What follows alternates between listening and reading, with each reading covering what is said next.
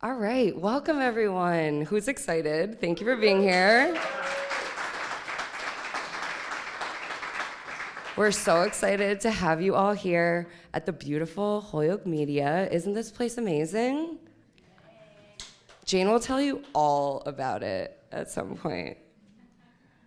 All right, so I'm gonna stand over here so I'm not totally blocking myself. That's good? Okay. My name is Tessa Murphy-Romboletti. I'm the Executive Director of EforAll and Peritore, which is our Spanish language program, and we serve the Pioneer Valley here. And I'm joined by Jane Melendez, my program manager. Thank you so much for joining us, for taking time out of your busy schedules. We're really excited to have an awesome group of judges and entrepreneurs, and it's just a really, really fun night. Entrepreneurs, if you are nervous tonight, I'm here to remind you that this is a room full of people who love you and are excited and proud of you and are just here to help you grow your business. So no pressure. This is a good room. Good vibes only. So some of you, I say this all the time, but it's like so true. Some of you are probably just here because someone that you love is telling you you should be here.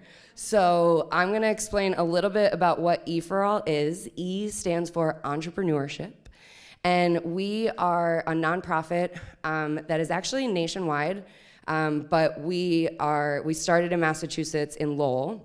And the Pioneer Valley site at the time was Holyoke, EforAll Holyoke. Started in the fall of 2018. We launched our Spanish language program in the summer of 2020. And we recently rebranded to EforAll Peritore Pioneer Valley because we serve the whole valley. And our mission is to help people that are not typically represented in economic development. And we do that through our one-year Business Accelerator program, our pitch contests, and a lot of really awesome workshops and networking events. And everything that we provide is 100% free. So our mission is to just help people grow and start their businesses, and we love what we do here. So that's why you're here. A little bit about just who we serve. We've served 1,400 businesses, over 1,400 businesses, started by EforAll alumni, which represents $66 million in revenue in 2022 alone, and over 2,000 jobs in 2022. We believe in helping as many people as we can, and we're super proud of the fact that 84% of EforAll businesses are women-owned, 69% are BIPOC-owned, and 31% are immigrant-owned. And 70% of EforAll businesses are still active at 3 years, which is actually higher than the national average. So we're into that. We love it. And people always are like, how is this free, Tessa? This is so amazing. It's free because of really amazing partners who help fund our program. So these are all the incredible people and corporations and foundations that help support us. So we truly, truly appreciate them because we could not do what we do without them. And then, of course, we need to give a shout out to our friends at Holyoke Media. We love them. This beautiful state-of-the-art facility just opened over the summer, and it took a long time to get here, and we're very thankful for Scott and Johan and Natalia and everyone who helps keep this place going. They provide incredible free resources, encourage everyone to become a member. It's free, and we just really appreciate this is an incredible venue, and we're live streaming it for folks that can't be here in person. I love it. Guys, this just, you don't even know how much I love this. Okay. Congratulations to our incredible entrepreneurs. Let's give you a round of applause again.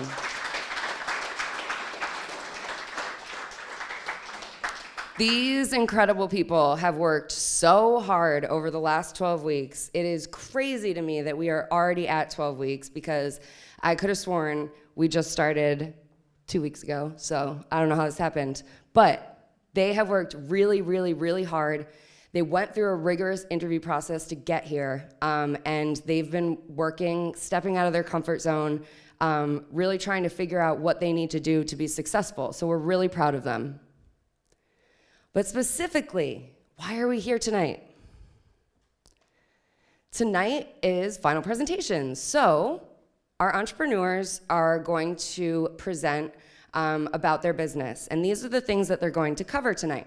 They're going to talk about who they are and what their business is. They're going to talk about what their goals were at the beginning of the Accelerator 12 weeks ago and how they're doing on it. And sometimes the goals change, and we love it. We're here for a good pivot, right? They're going to talk about who their customer is and what their value is, why they're better than everyone else out there who's doing something similar. Then they're going to cover a bit of a 9-month work plan for their business, because this program is a year long. So even though the 12 weeks of classes are over with, they are going to continue to receive support from us, from their mentors, and really any way that we can help them. So even though the classes are over with, you are stuck with us for life. And we want to hear what your plan is for the next 9 months. They're going to talk a bit about the feasibility and sustainability of their business and the organization and operations of their business, what it's going to take to accomplish everything they want to do. And then it's really important to us at EforAll to talk about social impact, because yes, it's important to start a business, but we also recognize that businesses are important members of our community. So they're going to talk a little bit about that. And then the fun part is the ask. What would you do if you received a couple $1,000s to use towards your business? What do you need? What's going to help you grow? What's going to help you make money? So tonight, we're not having everyone present because we would be here until very late. We are having 5 people presenting this evening, and 4 are presenting tomorrow. Everyone will have 10 minutes of presentations. I'm going to be holding these awesome little note cards to tell you that you're halfway through. And then we're also going to tell you when you're about a minute out, and then when you need to stop. So just stop, and then we can play it from there. Don't make me get awkward and have to like stand up and wave my arms. Like, please, I'm begging you. And then our wonderful judges will have the opportunity to ask 10 minutes of questions. So we're just gonna take turns with our judges. It's just gonna be a really easygoing night. We're gonna learn about your businesses. Piece of cake. So, I mentioned judges. We are very lucky to be welcomed by these incredible people this evening. We have Dawn Crichton. She is the Community Outreach Officer for Liberty Bank. Thank you, Dawn, for being here. And she's coming back tomorrow night, too, because she's a champ. Yes. She's going to sleep here tonight, actually. We set her up a cot in the back. Harshman Sign. Did I say that correctly? Singh. My apologies. Harshman is the owner of Motu Indian Kitchen in East Longmeadow. He just opened. Check it out. Put it on your phone. Look him up. Thank you so much for being here. Joanna Ballantyne. I should have gone over this in the hallway with you all. Vice President of Philanthropic Services for the Community Foundation of Western Mass. Thank you so much, Joanna, for being here. Peter Ellis, Creative Director, Diff Designs. He builds beautiful websites. Check him out. Thank you, Peter. Paul. Let's see if we can do it. Iluse. Yeah? Cool. Hi, Paul. Paul is a digital account executive at Mass Live. We truly appreciate you taking the time today. Thank you, Paul. You are all busy, awesome humans, and we could not do what we do without volunteers like you. So thank you very much for being here. And we have worked with a lot of volunteers, but we're going to talk about that a little later. And Jane, I'm going to hand it over to you, and we're going to hear some final presentations tonight. But first, let me also just give Jane a shout out, because she is like the mom of our entrepreneurs. I'm the weird aunt on the side who shows up periodically, you know. But Jane is the mom, and she works so hard, and I'm so proud. And it's gonna be a great night. It's gonna be great. gonna be great. All right, let's hear some pitches. Tessa, you have the clicker? Oh, we're locked up with it. Thank you. All right, are you guys ready? Yeah? All right. Let's see who's first. I think we have, okay. We first also wanted to say a special thank you to the mentors. We really couldn't do this without you guys, and I'm so thrilled to see a lot of the mentors here. We have a lot of mentors who are streaming in. Hi, hello. You guys are gonna be very proud of them. Their presentations look amazing. And let's go ahead and let's get started. Justin, you're up.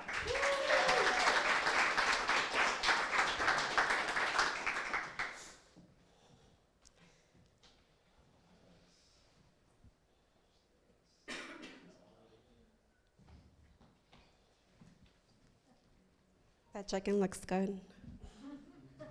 do have one for everybody to try when we're all done with this too. Love it. Thank goodness.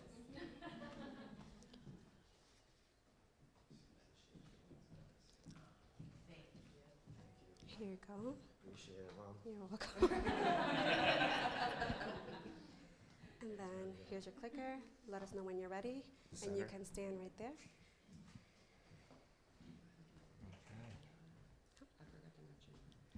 Are we ready? Yes, I was actually just gonna say to all of you, you are welcome to use that microphone. If you would rather use Jane's microphone, you're welcome to that too. Sure. Whatever you prefer. Let's get this right here. Look at that. Like I'm a profession now. Okay, here we go. Hello, everybody. I'm Justin Peritore. I'm the creator of Hoppy Mustard. It's an IPA flavored mustard that's sweet, spicy, bold, and it's tangy. So this right here is my 3-year-old self. At 3 years old, I went and I realized that the only wish that I wanted for my birthday was to learn how to make grandma's sauce. So that was my wish. So she ended up going and granting me that wish, and I ended up learning a life lesson, and that was explaining that sauce had an incredible power over bringing people together through joyous and rough times, right? So that was the thing that she shared. So she said, because a simple act of sharing a meal with neighbors, friends, it fostered relationships and it transcended boundaries. So learning that at a young age, not in those words, but in her grandmother ways. So she sent me on her way, told me to go hit up every table that I could. So this was me on my journey, trying everything that a kid could eat. So what I realized is I was always dreaming about a tangy, robust, and flavorful sauce, and that was my dream. Her dream was that red sauce that we had every Sunday, but my dream was different, but the lesson was still there. So that created Hoppy Mustard. This is what the pouches look like today. We've been selling them for a couple months now. The business is open. It is registered. And a couple of all the other things you'll see on my later slides that I've accomplished to getting it going. But you'll see that this pouch is one of my favorite things because everybody just finds that it's so easy to just hide on that shelf on the refrigerator door. So when I went out and I was looking for these sauces, these people that would like these sauces, there was things that I was curious about, where they'd enjoy it, are they even looking for it, and how do they choose what they use, right? So what I found is everybody finds themselves at a barbecue, a picnic, a food sharing type of event, and that's where they'll go and you'll find that you'll see mustard 90% of the time, along with at those events, they're looking to be recommended that same type of thing. So in those situations, they're also getting that recommendation and thinking that the word is bond. So they actually, when they try it, they go and they're willing to pay for that premium, high quality mustard. These are some of my customers already that do posts. I love sharing customer-generated posts all the time. Mari goes and she's the barbecue enthusiast. She can't make enough food because she's always trying to make more than what she uses just to have some for leftovers for lunch the next day. Jim Bell is, he's the backyard professional, right? He's the one that thinks that, like, he's that guy on the grill that everybody should call, right? Or you can have Philip here. Philip just loves the easiness of it, squirting a little bit into a Ziploc bag, throwing a couple hot dogs in, getting it marinated until he comes back home from work, and he's got it himself an amazing, easy snack or dinner, and doesn't even have to use any other condiment, he says.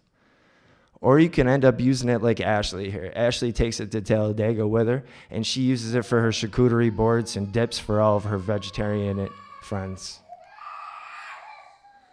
So, looking into this, the mustard is a huge industry. So researching it, it's actually a high demand industry, and it's going to end up having an annual growth rate of 5.7%. So in the next 5 years, it's basically going to end up doubling what it is as an industry. This is the world's worst graph. Okay. The only thing I like about this is that the first one is small and the last one is big. Okay. So if you can imagine right now, this right here is based on $180,000 in the first year of revenue. That doesn't show that, but just use your imaginations. And it slowly is tight with the expenses. That's because of the cost, and the equipment are going to eventually be paid off after a 1 year's payment plan on them. So after that, I would end up being more profitable. Also, one thing I just want to show on right here is that if I did have a machine that would end up filling these pouches more accurately and faster, I could actually achieve my break-even point at 8 months instead of 18. It's actually would be 16 months was my break-even point. At 18 months, I would actually be cash flow positive $13,000. These were some of my awesome goals: registering the business, getting my bank account open, getting a commercial kitchen that I could rent, and getting my domain bought and all my social media handles the same, along with launching that website, which will be this week: hoppymustard.com, hoppymustard.com, hoppymustard.com. So you'll also see I have new labels. Eventually I want to get into an awesome branded pouch that already has the print that comes on the pouch, so that I don't have to worry about an ugly stained label that's maybe got wet or just has a little extra mustard that they were abusing the mustard with. So with this machine, it helps efficiency, accurate filling, lowers my labor costs, like I said, and the price of it is $750. Most of us know that's a week's paycheck, and so if I can actually buy this machine and actually at the cost of 1 week's worth of an employee, I believe that in making me reach my break-even point faster would be way beneficial to my launch. And why I do it. I do it for the community. This is my community. These are my 3 great, awesome bonus kids that I was actually blessed with. So they are the reason they support me, and they help keep that balance in life that we all need in business and life. Thank you.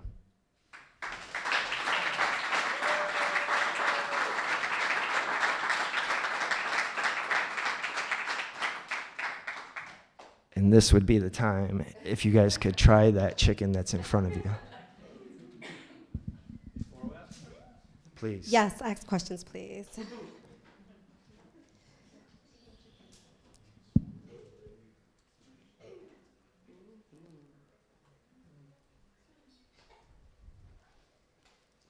Silence, I like that. So I put my sauce on some smoked barbecue wings that were blessed with me tonight from one of our local vendors here in the area.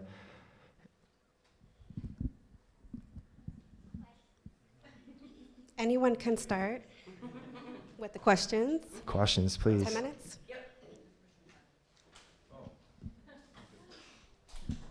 I don't have to hold it though, right? I could just push it in? Perfect. I have a question, Justin. So, great presentation. Thank you, by the way. Appreciate it. And I like the sauce, too. Appreciate it. I'm sober, so like anything that can taste like beer but don't have beer in it is great for me. Yes. Kudos. Appreciate it. So you said you're gonna break your break-even point, cash flow positive, 18 months, which is earlier, for $750 if you purchase that machine. Mm-hmm. Is there? Now I understand you're gonna fill them faster, but is there higher demand that's gonna help you get through it, or are you looking to fulfill some orders? Like, where are you getting the higher throughput? Just because you can fill them faster doesn't mean you can sell them faster. Okay, so I already have systems set up with a marketing budget that's going to be getting the word out on it. I also have my sales funnels for the website that are going to be set up after this week. And right now, I'm maxing out at 200 pouches a month. And really, I'm at a spot where I could get pre-orders. I just can't produce enough because of my work schedule and trying to launch the business at the moment. So I've kind of capped myself off so that I can kind of balance everything. So you think that with the marketing strategy and things you have put in place, the orders will just keep, okay. Yeah, I have some great marketing strategies, like 30 days of hoppiness that implements and shows people 30 days worth of utilizing hoppy mustard. I also have a launch block party that's going to be planned that's going to end up having sponsors so that we could for me, it's all about getting it into the people's mouths. I don't need to talk, I just need to get it into your mouths.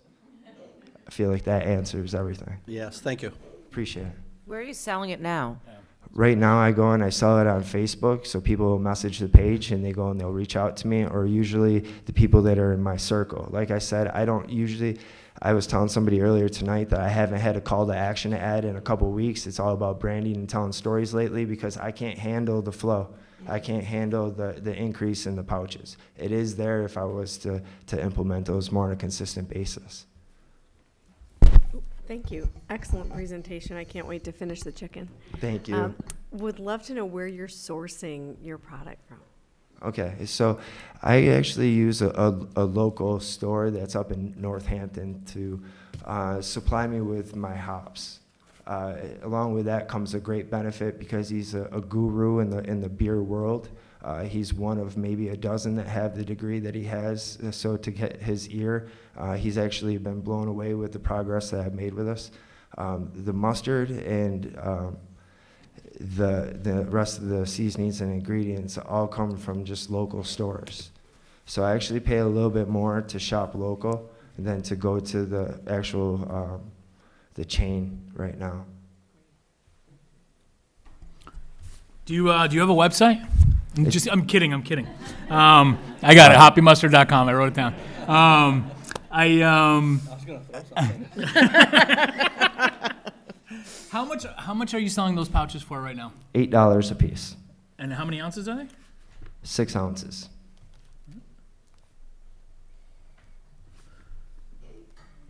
I got a couple questions for you. Do you plan on, what is your goal for selling them? Do you plan on keeping it local, or are you trying to get on every shelf in Big Y, Stop and Shop? Well, right now I plan to focus on online sales. Okay. And while having those online sales happening, it's going to end up functioning my business so that I can end up going out and creating the relationships in a lot of the smaller boutiques that I feel would be a lot better than going to a chain store like Big Y, like you mentioned. These local stores have Meet the Maker days. They are passionate about the products that they sell in their personal store because they take pride in their own store. So they're there to tell your story just as if you were there. Gotcha. Yes. One more question, Justin. Well, maybe one more after that. But so you're saying, I'm back. My mind's still running on the pouches, $750, doing it faster. So you said you can fill them faster, but what is your production like? One person, one machine, how many pouches? Like what? How is it for you to scale up? I'm trying to understand that. I didn't get that much from Okay, your so for presentation. me right now to make 100 pouches would take three 3 hours of time, 2 people doing it. Yeah, clean hand. It's like, just think if you were doing breading, a little breading station, right? It's a wet hand, dry hand type situation. Do you need to have 2 people? So I need to have 2 people. Okay. If I had this machine, I would be a 1-person operation to do that sauce. And how long would that machine take to do 100 bags, 100 pouches? It depends. It varies. I can't really tell right now because I don't have the machine, but Okay. I do know that the specs on the machine say that I have the option of speeding or slowing down the fill. Do you think it's going to be 6 hours, just man hours, or is it going to be less than 6 hours because you're replacing 2 people and the machine is faster? It's going to be what you just said. Okay. Yeah. So scaling up means one machine is occupied every, let's say, 6 hours a full day of production. So the next day, that one person can only do They would be 100 able, bags. Yeah. So you, exactly. simple thing is you buy a second machine, you get a second person, and they do 200 bags. Yes. 3 machines, But- 3 people, 300 but- bags. Exactly. But Where does it get complicated? the thing is that that what you just said works maybe in the first scale up, but the machine gets bigger. Okay. So then one person would be able to operate what you're talking about, what 3 people's setups would be, 4 people's setups would be. The machine gets bigger and I'd be able to produce more, faster, Okay. and more effectively. So your projections for the 9 months is only based on one machine and 2 people producing Correct. 6. And in 3 that hours period, each. I didn't even have a machine. Okay. So I was doing it with what I already have. And a few- Syringe? No. But it is gravity-fed pouches, though. Yeah, all hot filled. And just to finish answering your question, it's $1.60 landed. Why the pouches? The pouches, because just like the Kool-Aid guy, when he went and created Kool-Aid, right? He ended up going and dehydrating his product so that he could end up having it in lighter, easier ways to get it out to the people without breakage. I've already experienced breakage, and that's the last thing that I want is a customer to go and ever get an order in a garbage bag with a new label from the post office right there because it was broken and leaked. I'd never want that experience again. So I always looked forward, and to me that was like the best option that's provided, and it's cheaper than glass. You guys mind real quick? Is there any local competition that you're kind of faced up against, if whether it's the online sales or getting into those markets and things like that? Locally, with the niche that I'm in, the only products that are out there are more corporate, unless you're going to a small deli and might be able to see some craft mustards that they might have that are bottled up. But as far as the main chains, the thing that's the differentiating point for me is that this is not a beer sauce. It's flavored like an IPA. It's brewed like a beer, and it's flavored like a beer because I utilize the hops. It's non-alcoholic, it's gluten-free, and it's vegan. Wow. So everybody can come to the table.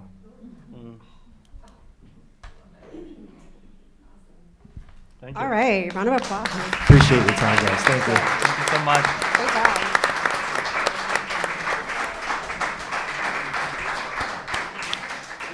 Great job, Justin. All right, fun fact, Tessa and I love commercial breaks, okay? So while the judges take down their notes, provide some feedback or whatnot, we're gonna go into commercial breaks after each presentation. So what am I talking about right now? I have a winter accelerator that's gonna be starting next year. I don't know why that says winter 2023 because it's gonna be winter 2024. But we are excited. We're very busy these days, but we are gearing up. Once we wrap up with this cohort, we're gonna be starting preparing for the next one. So the accelerators, oh, this way? Sorry, I'm not used to all of this. Okay, so the deadline to apply for the accelerator is gonna be October 26th at 11:59 p.m. I always give some more time, so if anyone needs more time that you know of to fill out the application, just let me know and I'll extend it for them. And if they need help with filling out the application, we can always set up a meeting and I can always sit down at the co-work space right on High Street, Spark Co-work, and help them complete the application as well, okay? All right. Ding, ding, ding. Up next, Jazmin, where are you?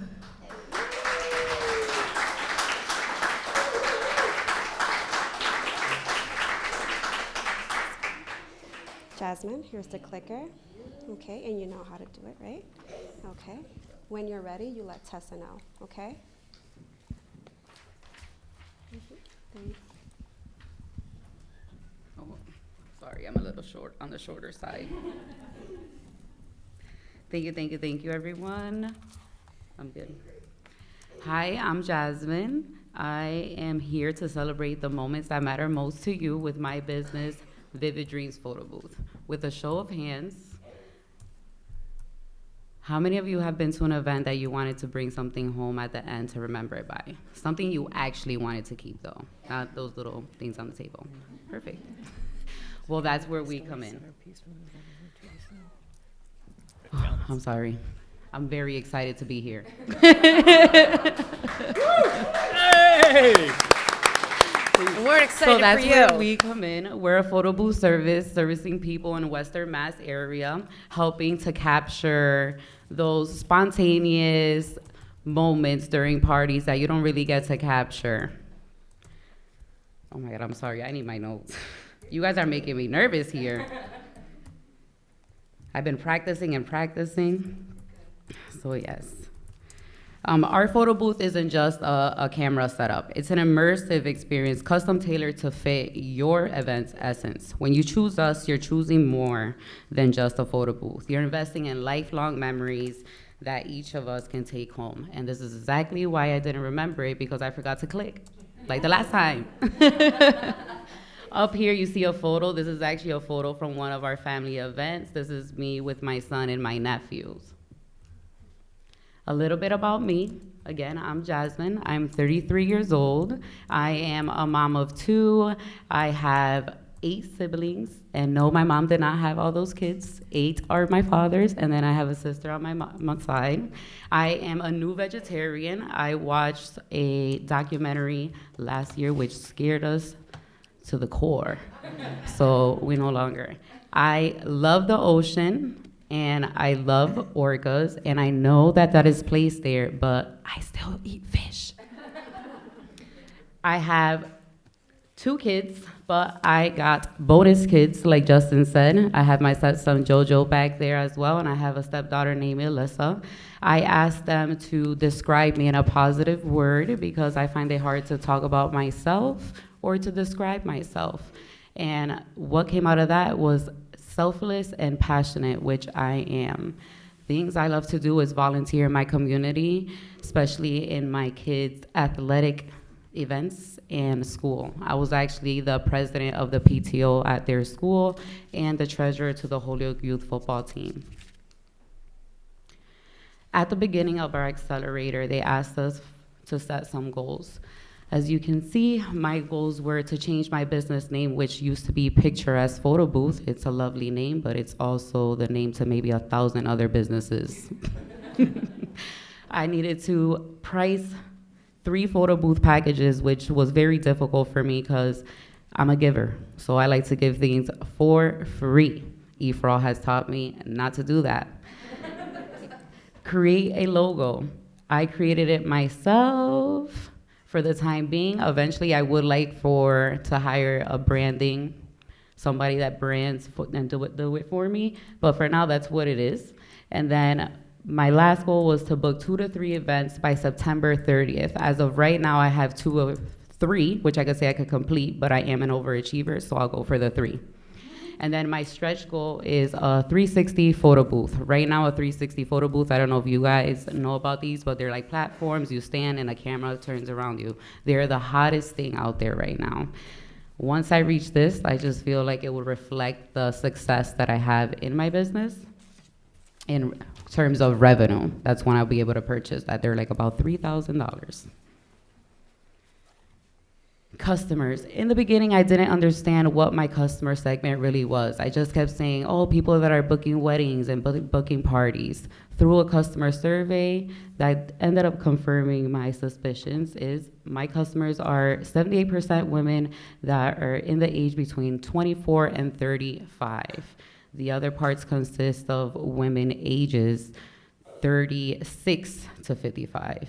Looking to book for birthdays, weddings, corporate events, but not limited to. I've done gender reveals, Jack and Jill's, Sweet 16. So these are actual photos from events that we've had at family parties. Most recent, my stepson's 18th birthday this past weekend. Reaching our customers. So I'm pretty sure, like everybody, social media. As of last year, social media outbeat Google and where people want to find things. So social media first, preferably Facebook and Instagram, and also referrals. Referrals are huge. Referrals come from word of mouth, vendors, family and friends, and most of the time in my business, that's normally where the majority of your business is going to come from. Totals and revenues. Here we go. This is my projected sales for the next 18 months. I kept it real in the first 2 quarters. For the third quarter, I'm aiming to receive at least 8 clients in the month. We're heading towards the holidays, so there'll be a lot of parties and events to go for there. In order to go up to the top, this is my work plan, which I've crossed out Q1 and Q2. Well, I'm still working on Q2. I need to offer those holiday promotion deals so I can get those customers to book me.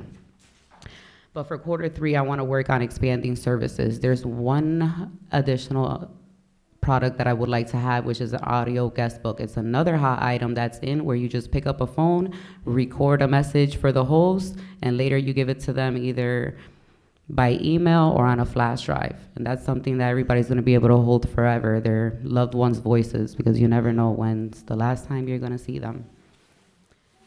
Q4, engage in partnerships. I need to engage with DJs and vendors for banquet halls, and I also want to apply a referral program, whereas if one of these partnerships refers somebody to me, then I can give them maybe $20 or something to get them to keep coming back to me. Q5, explore new markets, access financial goals, invest in training, and first Q6, the final month, expansion, more booths, which is where my 360 will come in. In the future, in 3 to 5 years, I am going to try my best to triple my revenues of this year. I am 100% confident that this can happen. Last year, photo booth businesses were at they exceeded 580 million in USD dollars. They're expected to increase 8% by 2032. Just alone, and this is all photo booths, but open air photo booths, this is something that I have, which looks just like this, and with an iPad stand in front of you, is generating 620 million. In order for my business to function, we need equipment, software, a functional website, a POS system, networking, and very good marketing. My why. There's many reasons why I chose to do this. Main reason is my family, my children.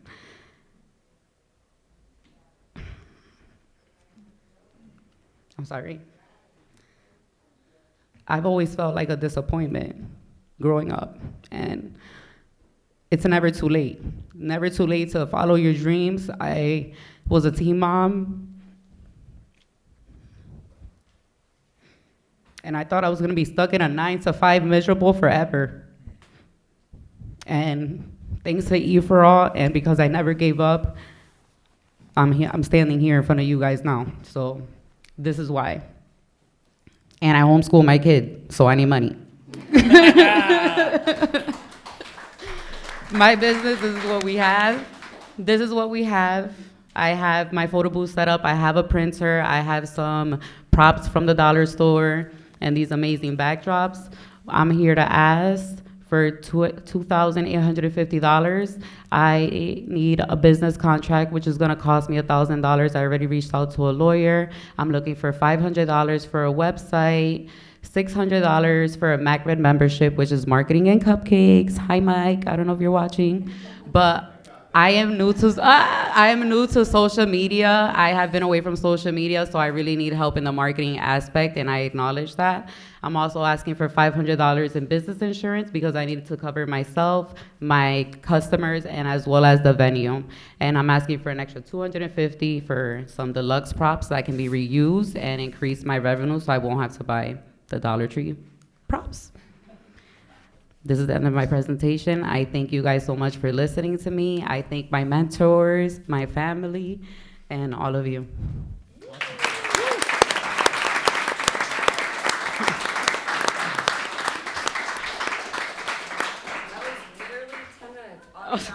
Sorry. Nice. And I paused. Great job, by the way. How much does it cost to? What's the range of the cost for what you're doing when you're bringing the, doing these events? The range of cost for each one. So for the fixed cost, I was at $580, and then for variables it ranges, but I'm looking at the numbers too big. The numbers we were looking at for like 16 parties, it'd be like $7,000, but generating $11,000.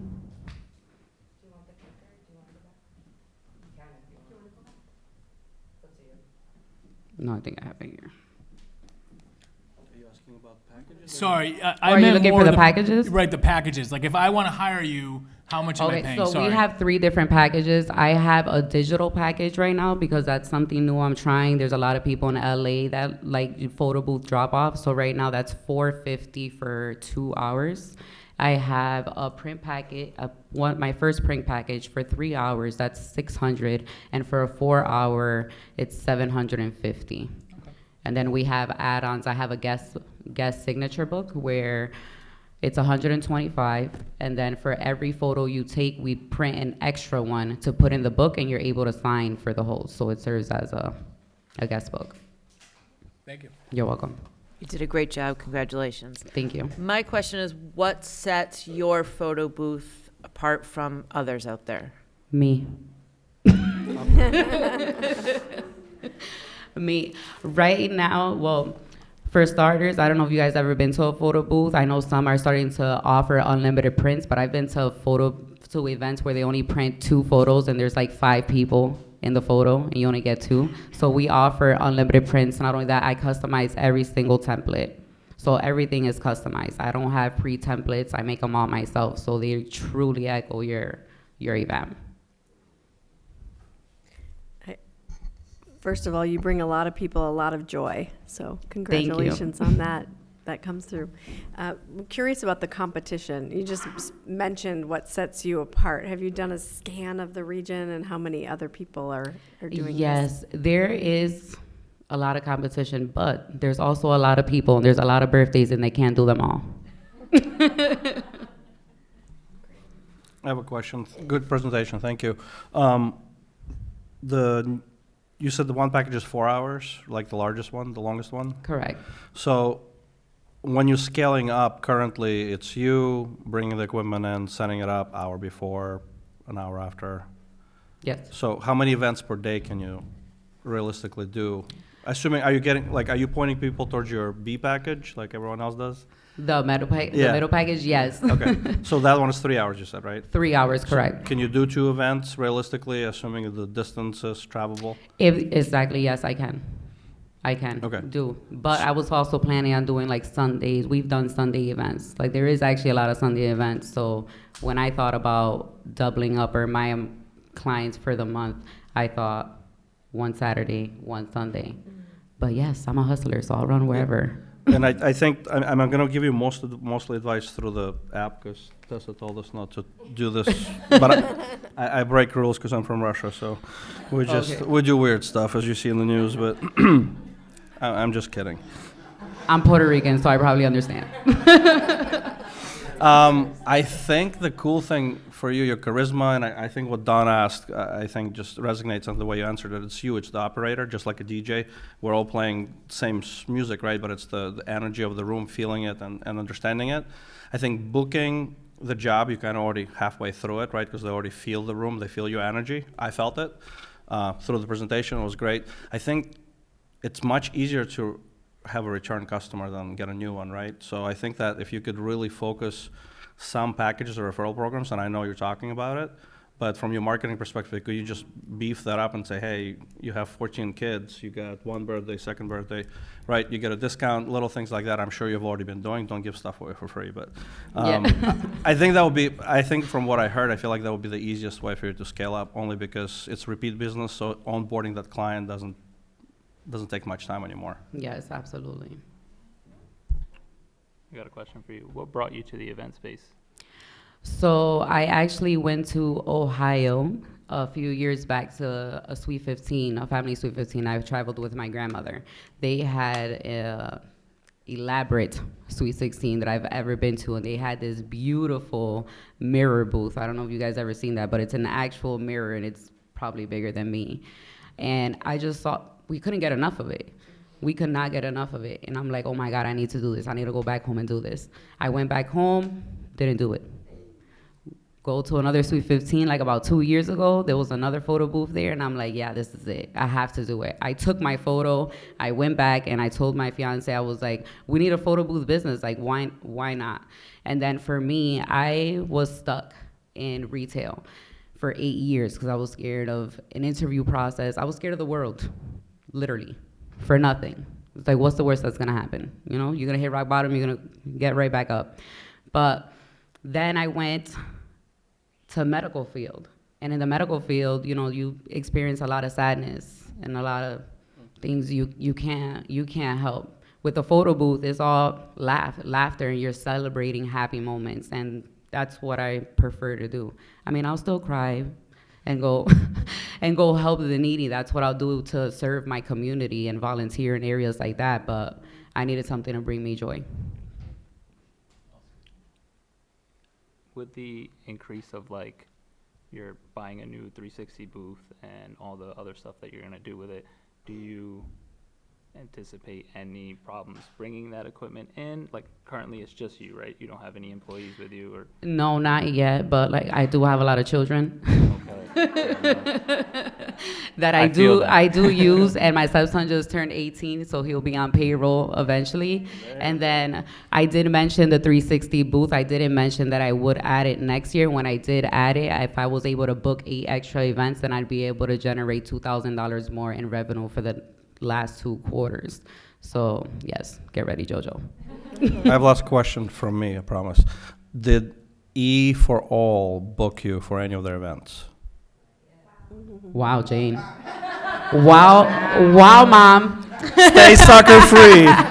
No, they did not, but I did for Progress Page bring the photo booth, and that's a photo of the majority of us in that photo there. So that's a 2x6 strip that we offer. We also do 4x6, but I find the 2x6 is more fun. Thank you. Great question, by the way. Well, I'd like to go. All right, Tessa, well, I need to complete my goal, so book me soon, please. We have time for probably like 1 or 2 more questions. I got one based on, you said your cost would be $7,000 if you did 16 events? Is that? Let me verify it for you.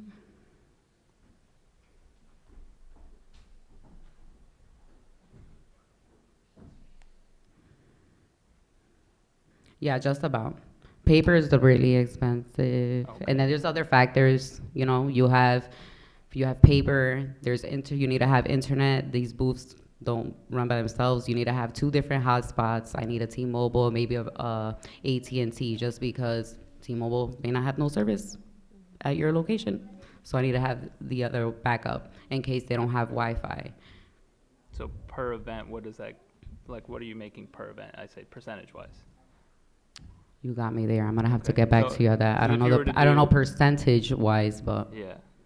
For me, the way it sounds, if you were doing $7,000 in costs and only making 11, is that 11 profit, or is it just 11 total and you're making? No, that was the revenue. Revenue Yep. total. So that So it would be, $4,000 should probably be like, you should be probably making 21 and 7 is your cost. You know what I mean? yes. So that lower your paper cost, maybe buy it in bulk or something like that.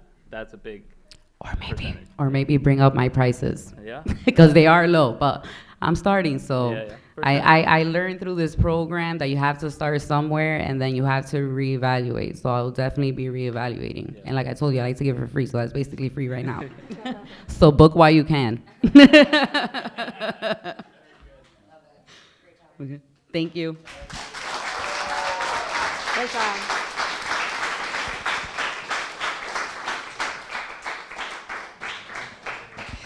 They're doing so amazing. You have no idea. I'm just so proud. All right, so back to commercial break. Take your time. Yes.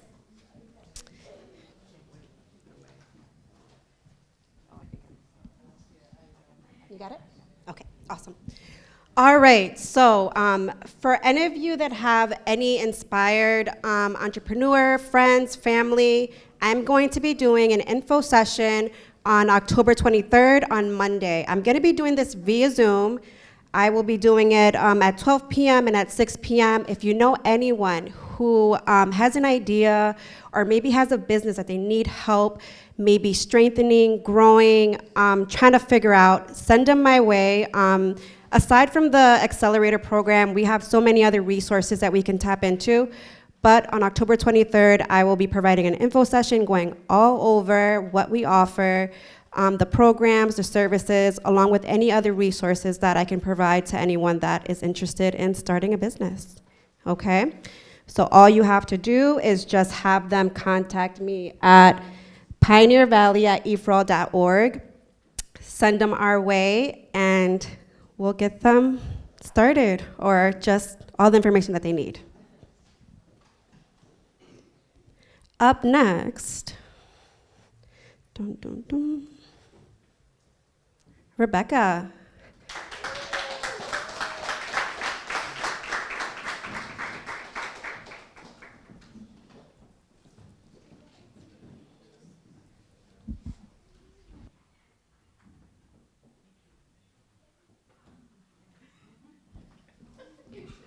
Here's the clicker, Rebecca. When you're ready, you let Tessa know. And every so often, when you're presenting, take a look at her, because she'll be waving around. Yeah, I keep seeing. Okay? Make sure everyone sees my sign. Yes. All right. All right. Thank you.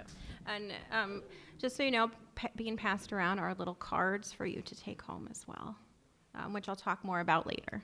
But,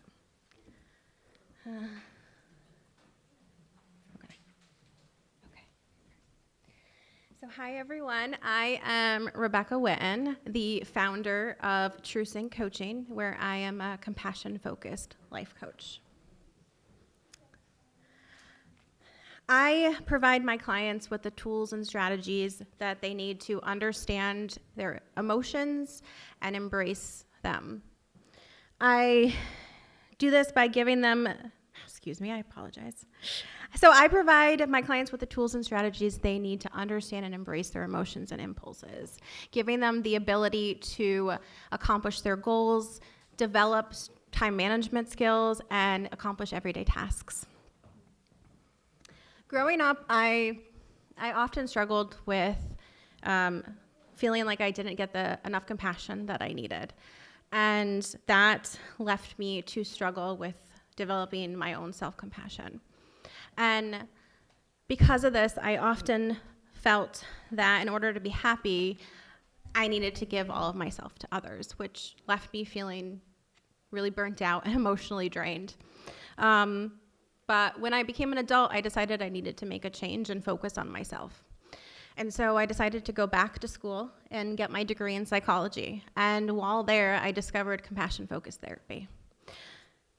With compassion-focused therapy, I learned about the complexities of our brain and how we often get stuck in loops.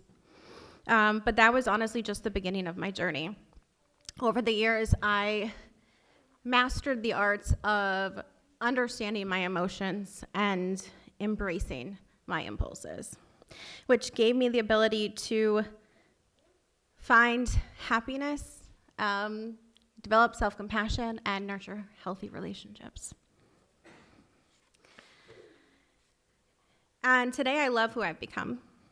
I'm more present in my loved ones' lives. And I was fortunate enough to have a partner that provided me with the support that I needed to travel on my journey of self-compassion. So now my passion is to empower others on their journey of self-compassion by giving them the space that they need, by providing them warmth, empathy, and safety. And as you can see, I have a bachelor's degree in child psychology. I'm currently a second-year master's student for couples and family therapy. I've been in the field of mental health for over 20 years, and I'm trained in multiple modalities as well as trauma-informed care. I actually trained in a compassion-focused therapy with the founder, Dr. Paul Gilbert, and his peers in the UK.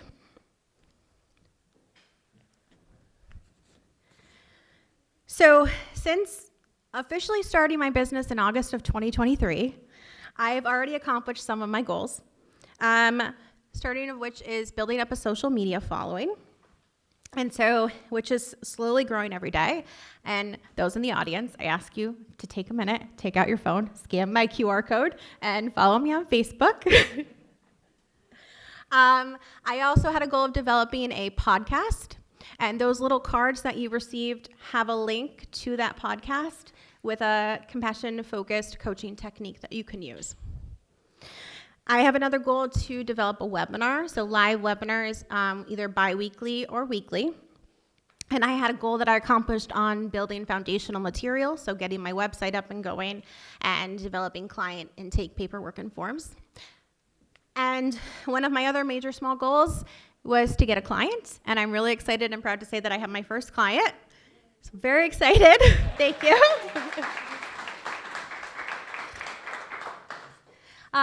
And then for my stretch goals, I want to have an easily accessible office. Right now, it's all virtual. And in this office space, I want to be able to provide not only group coaching sessions, but in-person support groups. I'm also working on developing a Discord community.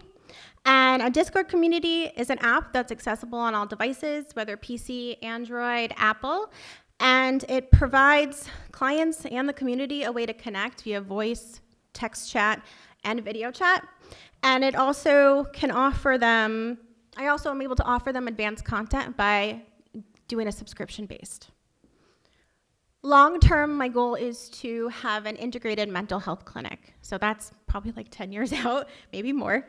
But I want to be able to treat the whole person, not just a symptom. So through therapy, psychiatrist, all within the same place. So the life coaching industry is actually a $15.2 billion global market value, which is a huge growth since 2019, where it was $2.8 billion. The average coach sees a 221% return on investment, and Google search study showed that 1.5 million searches are made every month for life coaches. Now, 90% of the U.S., 90% of adults in the U.S. believe that there's currently a mental health crisis. And over half of the residents of Massachusetts didn't receive mental health care or services in the last year. A study was done, and it showed that one-on-one coaching can not only improve psychological well-being, it can mitigate threats to mental health, including excessive stress, low resilience, and poor life satisfaction. A CFT study showed that it actually had compassion-focused therapy had efficacy and improvement in self-compassion, reassurance, and self-criticism. And I believe that TrueSync is a way to provide support for the gap in the care system that we currently have. Oh, can I go back? I also did a study during the class to show me what my target customer would be, and it identified that it would be mostly female identifying individuals over 30 that are seeking support for anxiety, building self-compassion, their mental health, and looking for community. My 18th month plan, is currently working on networking, applying for grants, and obtaining more clients. 6 to 9 months, I hope to build partnerships from that networking so I can provide coordinated care with mental health providers in the area for clients, develop my Discord community, and become HIPAA compliant. And by the end of 18 months, I hope to be doing this full time and have an office space. So through networking and with other coaches and my own research, I actually discovered that the most common approach for sales is to offer 3-month packages with the starting price point of $1,500.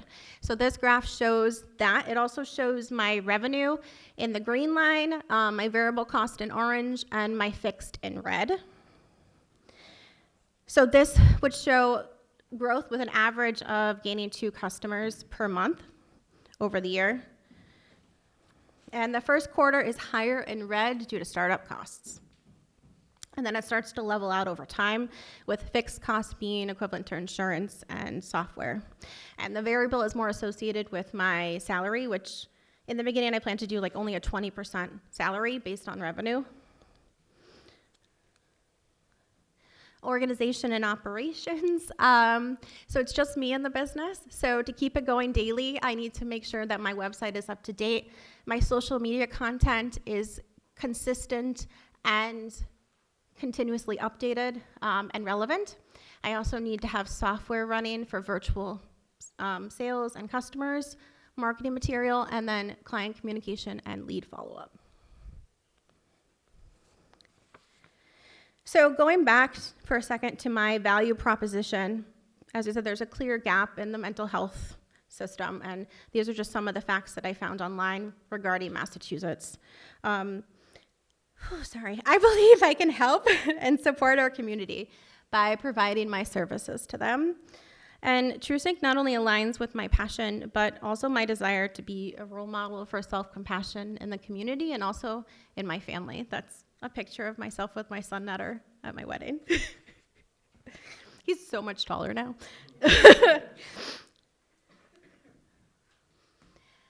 So in order to allow my business to advance, I would need to redesign my website and ensure search engine optimization.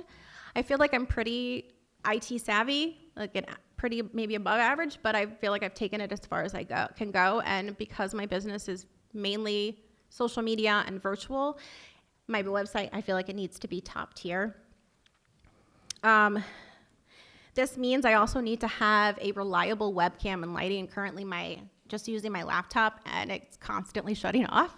If I'm going to be doing podcasts and webinars, I need to make sure that that doesn't happen, which also correlates with my need for professional photography. My brand is me, and I need to have the professional look in my marketing material. And that relates back to marketing. These pictures that I took at home in my room. I do need help building up like tangible marketing items because I'm going to be doing a lot of networking and going to resource events. I'm going to be at Center Fresh even tomorrow. I have to stop. But thank you so much.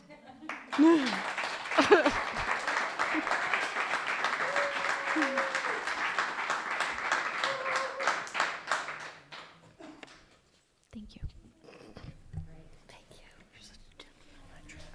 I'll jump in and just say thank you so much. This could not be a more important business right now in our community, so deep gratitude for what you're launching. Thank you. How do you differentiate your business from other levels of mental health care and make sure you're coordinated so that clients can achieve the true mental health services depending on where they are in their life that they need? Absolutely.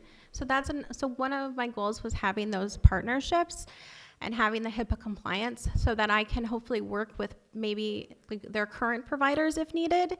So while they meet with a therapist or a psychiatrist and they start developing and understanding if they're diagnosed with a disorder, they might get goals or tasks that they need to work on every day, whether that's getting up and getting out of bed or doing laundry. I want to be able to provide them with the space to learn how to do that and the tools and strategies too. Great presentation. Thank you. Thank you. billing? Are you insurance billing? Are you out of pocket? What are you? Right now, it's out of pocket. I can't do insurance until I become a licensed clinician. So I had a similar question about like referral. Like, does this type of service require a referral from another? It does not. So No. is your goal to? I didn't see anything mentioned about it. It might be a longer goal, but Yeah. is your goal to acquire obviously the licensure, but then to offer insurance as a Yes. payment option? That would be the goal. Once I become licensed and can actually be considered like a private practice or a clinic, then I can apply and start trying to take insurance. Okay. Thank you. Thank you. Oh, I had one more question about the bars. It was tough to see because of the lighting, the red and orange. Probably. Not your fault. I'm Oh, just. that's okay. I- It is. I- It's hard to see it, and I have too many words in my head, so I have to say them sometimes. like Justin said, it's the worst. One of the worst graphs. So when you were talking about the graphs, you were saying the stretch goal was to acquire office space. That would be an operational cost. I just didn't see a jump. I didn't know if it was. So yeah, I didn't include that in here. I didn't include the stretch, but of the office space. And one of the reasons I want to keep my salary so low is so I can save up to be able to afford the office space later for rent. But yeah, it's not reflected here. And have you researched? There's plenty of co-work and like spaces. I know there's a lot in Northampton. I've went through a lot of therapy last few years, so I know that there's available spaces that for low cost of entry, and Yes. to see if it. I've done research on it and looked into it, and I'm considering doing some like renting space or like going into like a co-working space for individual clients. But in order to have like a group session, I feel like it would be better to have a private space. Makes sense. Thank you. With so many, especially while you're still virtual, right? And I understand you have a plan to get your office space, but in the meantime, with so many options like BetterHelp and things like that, how are you really going to be able to differentiate yourself to grow that customer base and get to that next stage of your plan? Yeah, so because I feel like I'm focusing a lot on building that self-compassion and happiness, I'm also going to be offering more personalized plans. A lot of times that I've seen with coaching, they'll say it's personalized, but it's really more generalized from what I've been doing in research. And this is going to give my clients, the ability to, instead of just focusing on their goals, kind of deeper explore their emotions and behaviors in order to accomplish goals. And I'm hoping that by building a community and having a podcast and free webinars that I can build a greater audience around that to set myself apart. Hi. Hi. This might be more like my ignorance, or I didn't No. really follow it well enough, but if I'm looking for your services, what am I searching? Is it therapy? Am I searching life coach? Like, how do I get to you and your Yeah. specific job? So right now it would be more life coach oriented, maybe happiness or compassion life coaching. And right now, currently from the research that I've done, TrueSync is not taken anywhere in terms of life coaching. I think I saw one related to media in the UK, but this brand of TrueSync coaching there's no other application of it for any other companies. So I'm hoping that helps as well. And then is the life coaching space, is that, when I think of that, I think of us and someone in that kind of space who might need just someone to talk them through that kind of stuff. So where is your market for that, like specifically life coaching? So specifically right now for life coaching, it would be middle to upper class individuals. I think of that. And that might be struggling with every day. So it could even be just a mom that's lost her identity, or someone in business who has their own company or is working and is struggling to find that work-life balance, and feels like the day-to-day is monotonous. Like my friend always says, like running on a treadmill every day. And I feel like that's gonna kind of get out there more with just sharing so much on social media and referrals and being out in the community. Right now, I can't offer I want to be able to offer free services and pro bono in the future, and that's one of the major goals that I have, and drop-in services. But once I start getting profit, then I'm hoping to be able to do that.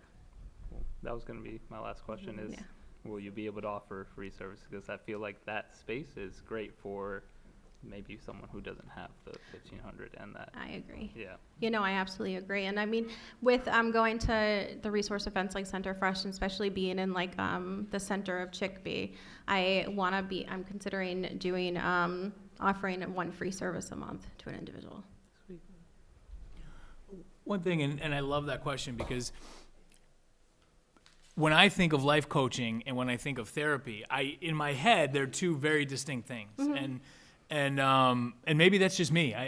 Maybe that's just my issue, but I imagine that I'm not the only person. So from a branding and sort of reaching, like it was mentioned, reaching that right audience, do you find that with that True Sync coaching, that folks that are seeking you out maybe for mental wellness are not necessarily going to find you because they're going to dismiss you as, oh, this is like my life coach. I want to take the next step in my career. I want to, really ramp up whatever I'm working on, whatever my goals are, versus I really could use some help, with, like you mentioned, the mom that's, kind of lost her identity and things like that. Does that make sense? It definitely does. I mean, compassion-focused life coaching is definitely a niche in the industry. You hear a lot about executive life coaching, business coaching, leadership, and even compassion for leadership. And this kind of more aligns with mental health coaching and that niche market. And currently, especially even in this area, I've only found maybe like 2 or 3 coaches. And I know across the nation, in general, coaches, there's around like 53,000 in the U.S. So it's a very limited availability for this niche, I guess. So kind of like hopefully it's higher demand. And again, I just started it in August. So I feel like I've come far, but I'm still learning. And so that's why I really appreciate the questions and the constructive criticism too. So thank you. Thank you.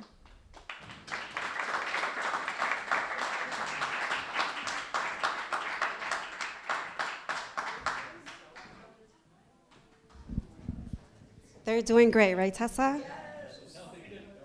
So proud. Let's go ahead and skip to questions. At the beginning of the presentation, I had thanked all the mentors and the leadership, our board, but I forgot to thank the family members. And that's something that's very important because you guys have been so supportive to this cohort, and I just want you guys to know that you guys are so thanked. Let's get to, what are we talking about now? All right. So these are some upcoming events that are happening. Right now, Liberty Bank Academy is having a small business, right? A small business academy that begins on October 24th. And there are forms right at the table where the food is at. Please grab one, share it. This is exciting. I know Don's very excited about this happening. So yes, October 4th. Don, how much does it cost?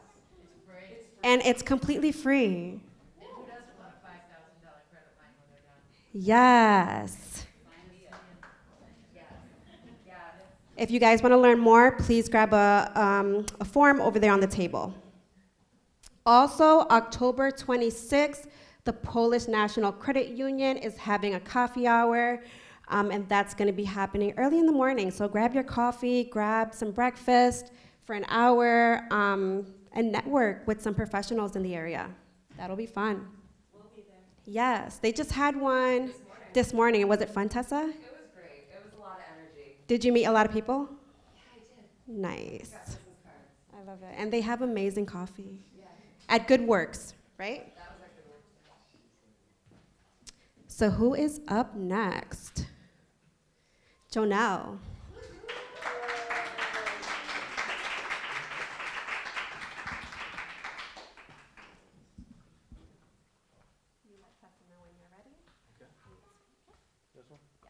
Got it. Okay. So hi everyone, my name is Jonell Rosado, and I am the owner of SOS Power Wash, formerly known as Sostre Enterprise LLC. Let me tell you a little bit about myself. My name is obviously Jonell Rosado, and I was born in Puerto Rico, Caguas, Puerto Rico. And in 2001, my parents decided that the States were better to live, so we moved over here in 2001. And I remember coming in, landing in the airplane when I was about 7 years old, and having this rush of inspiration of new things that I was gonna try and I was gonna see that I've never seen before. And I'm also a father of 4. 2 of them are not here right now, but 2 of them are. And so what is SOS Power Wash? It's a professional power washing business that we serve the Hampden County, where we are mobile, and we offer residential and commercial services for anyone who would like to see their property looking its best. So we also, with our knowledge and our experience and our equipment, we can offer a very quick and professional service done for anyone who would like to get a cleaning. So this is an example. You can't really see it here, but this is an example of our work. There, the fence looks a little green, a little dull, and over here looks brand new. You wouldn't even be able to tell that there is moss growing on the top of all of this fencing here. So 12 weeks ago, I heard of the EforAll program, and I was very excited. I knew that it was the program for me, and so I applied. And when I applied, I instantly got that same feeling again, right?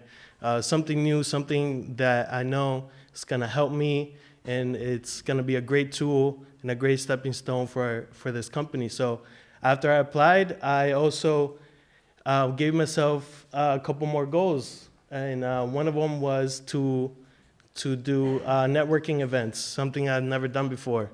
But I knew it was a great way, or a great tool for me to do more commercial services, to get my name out there.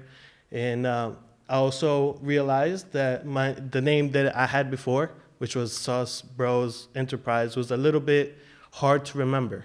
So I wanted to change my name and change my logo, and I did. I did it myself, and that's how it looks now. Our customer segment, so the people that we serve is residential and commercial owners, which is a huge range of people.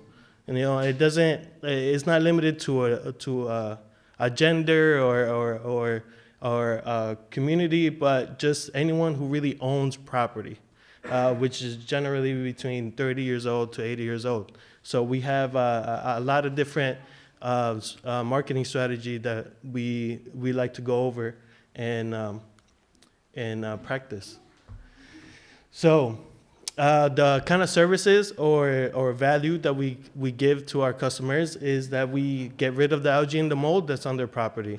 You know, who wants to see that when they're walking up their steps at the end of the day? You know, oh man, I gotta clean the house. But so we do that in any services: the siding, sidewalks, fences, gutters, garages. So just about any surface or anything too big for our garden hose, we could definitely wash down and get it nice and looking great. And that's something that a lot of people like to value. They like to see their property looking brand new, even though it could be 100 years old, you know? So that's the kind of value that we bring to our customers. So, and here is my projections for the next three quarters. We're entering the second quarter of this year, and the first thing I want to go over is a marketing plan and fixing my truck. I want to go over a marketing plan because it's seasonal, so it's something that I have to plan ahead for, and I need to have a strategy when the season comes. For the third quarter, I would like to focus to try to get 5 jobs at the very least within the a 3-month span, and also fix my trailer. The trailer has like a boiler in the back or a burner, so it can heat up the water so I can actually work in the winter. And then in the fourth quarter, I'll be applying that marketing strategy. That's when spring comes. A lot of people are more interested in outdoor activities, including chores. And that's when I'll be starting the marketing campaign. And I'll also start a TikTok account. That way, there's another way to market. And a lot of people like to see the beginning and the end results. Those are very viral in that kind of app. So that's something I'll be getting into. And the last stretch goal here is to schedule 2 commercial jobs. I think that's the best way for me to get my name out there and get known throughout the community, not just through homeowners, but through any local businesses. So that's something I'm working on. And the way we're gonna do that is by emails, postcards, flyers. I've already started delivering a lot of postcards to different places and communities all over Hampden County. And social media, right now we are on Facebook, but as you saw, I'll be on TikTok and hopefully probably opening up an Instagram account later on. So here are my projections. So the last 3 quarters is the next 3 quarters coming up.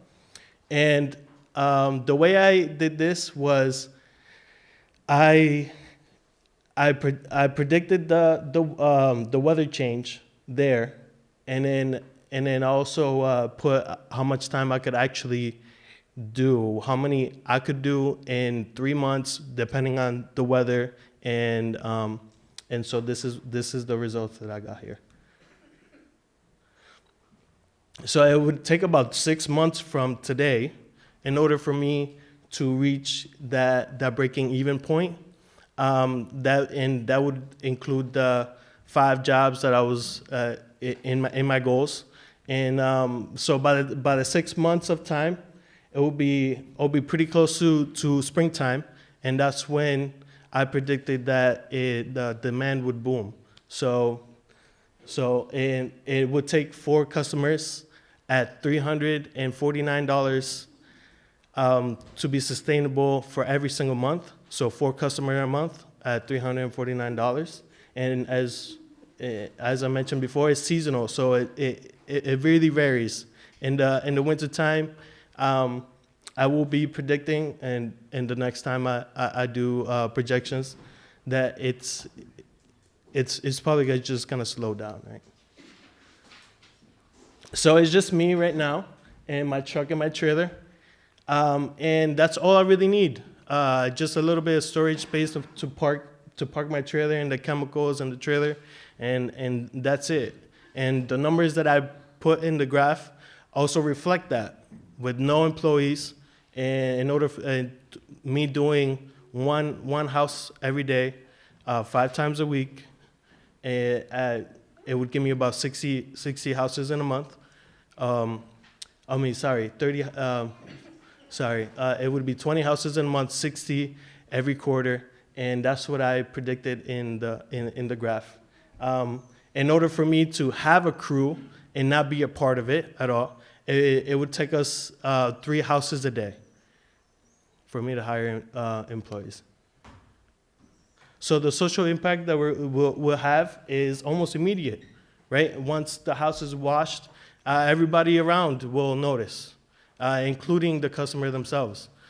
So I feel like that's kind of a great kind of impact, right? It makes the neighborhood look good, and it makes the customer feel good about themselves. And I also thought of a program that I will be calling Washing It Forward, where I will get in contact with the Parks and Recs of Springfield and wash and clean the graffiti stuff from a park, from anywhere in the city. And I'll do that once a year once everything starts rolling and I have another crew. So that's something I'll be doing. So for our needs, in order for us to get the numbers that we need, I gotta stop.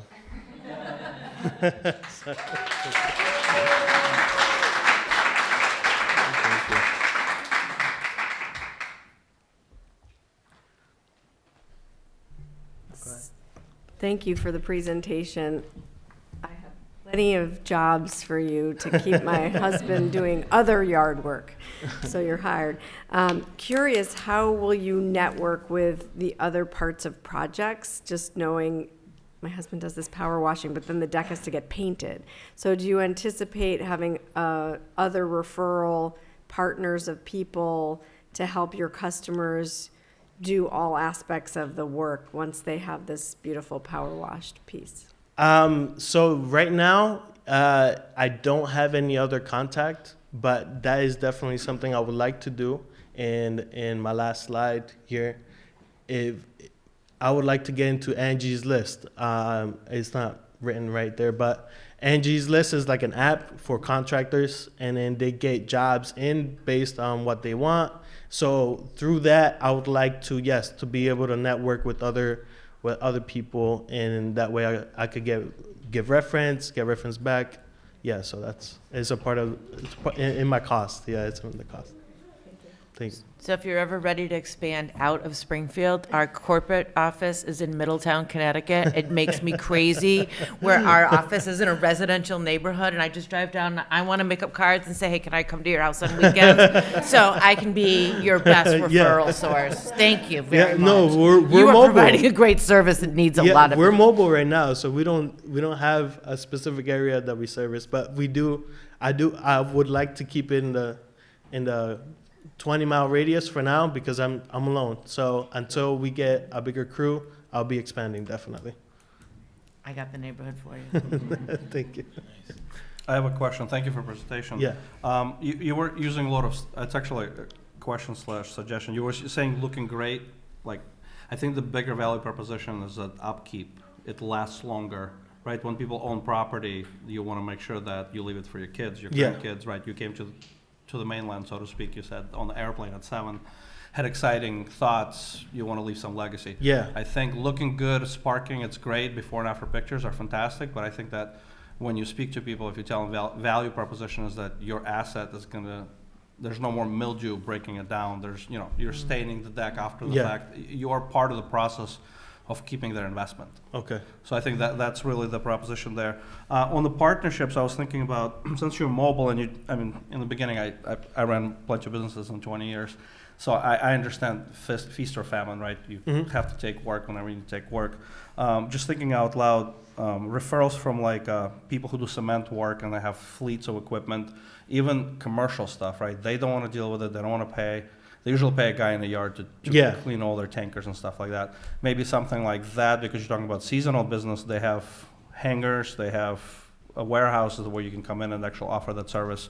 It might be a monthly membership for somebody who has larger vehicles, more fleets, and you can kind of look into that. So I did start with fleets to start with. It was a small fleet in West Springfield because my brother is a semi-truck driver. He has a CDLA. And he had that issue. He gave me the idea to start the power washing, actually, because he would come to the yard, and there's only one big company in this area, which is in West Springfield. That's about it. They come out, and he did not like the results. And then he's like, listen, I already looked up the equipment. You can get a truck, and this is how much you could get started with. And I was like, that's a great idea. I want to get into it. Sure, why not? So when I started doing fleets, I realized that the best way to do them is to do them, a lot of them, high value, high volume, low cost, because that's what they're looking for. They're looking for the cheapest person in the yard. So I don't want to do fleets yet. It's too much for me, and it will cost too much for me for it to be worthwhile. So until I get a bigger crew, I won't be doing that. Makes sense. Yeah. Do you do roofs, like residential roofs? Because there's roof shampooing, and I know you can get warranties extended through that. Is that part of your consideration? So I don't have the equipment for it. That's all that is. I just don't have the equipment, but I can do it. If it's like a 1-floor building, yeah, the water will reach. I won't need any equipment. Anything taller than that, I would need equipment. I lift maybe depending on where it is. So, yeah. So if you were to say, your Please, go ahead. ideal. No, go ahead. If you were to say your ideal customer, like if somebody said to me, SOS Power Wash, they do ... Who would be your ideal customer? My ideal customer would be a residential. Okay. Definitely. In Hampden County? Yes. Okay. Yes. Super. Yes. One thing I noticed that part of what you're asking for the funding is to make some repairs, right? And Yes. so I think sometimes with an initial investment, you want to hear, I'm using this for growth. Right. What do you think? Do you anticipate that the repairs could potentially be more? And then second part, obviously your entire business is the truck and the trailer. Yes. Do you see a pretty upcoming need to replace that truck and that trailer? Because now we're talking 60, 80,000, right? Yeah, so it would be mostly in the truck. The trailer itself, it works. It's just that there's just a few things that's wrong with it. I already got a quote back. I know exactly how much it would cost for me to get it work done. I know a shop that can do it. So it's just a matter of me finding the funds. But I do have a working machine, and so I have 2 machines right now. And the truck is really where my main focus is on the repairs. It is a small repair, but it's a repair nonetheless. It's a truck down. So, but I will be doing renting out a truck. It's only $20, plus mileage. It's already integrated in my variable cost, just in case an equipment goes down. Oh, great answer. Yeah, nice. We definitely have time for 1 or 2 more if you have them. Harshman, you got some? I do. I feel like it's a long question, but We got time. yeah. So my question is mainly, so it's more towards the social impact.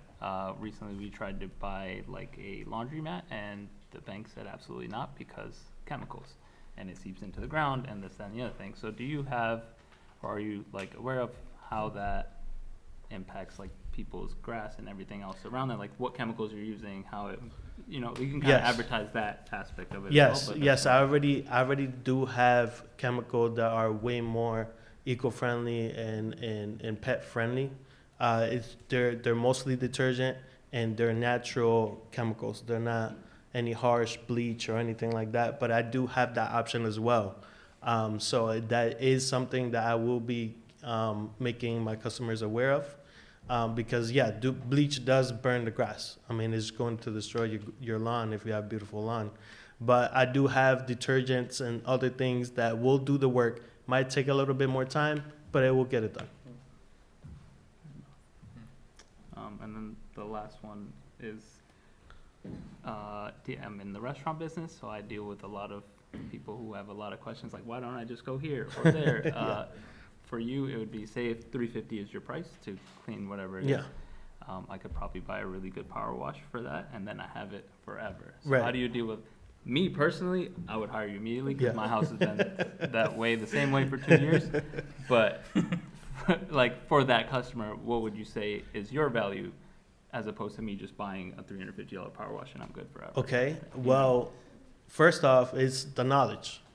Knowledge is everything. If you don't know how to work the machine, if you don't know which chemicals to buy, if you don't know if you need to scrub or not, all those things play into part.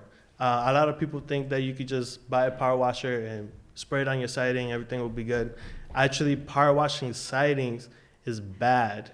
You want to soft wash it because it's plastic and it warps if you hit it at a certain angle. So all those things are what makes me valuable to somebody. Promise you, no one knows that. Yeah. I promise. Yeah. Then you end up having to paint the deck. Yeah. I know that because my dad's been doing it for 20 years. Yeah, you get too close, it just warps like that, yeah. Push that as much as you could. Okay. Thank you.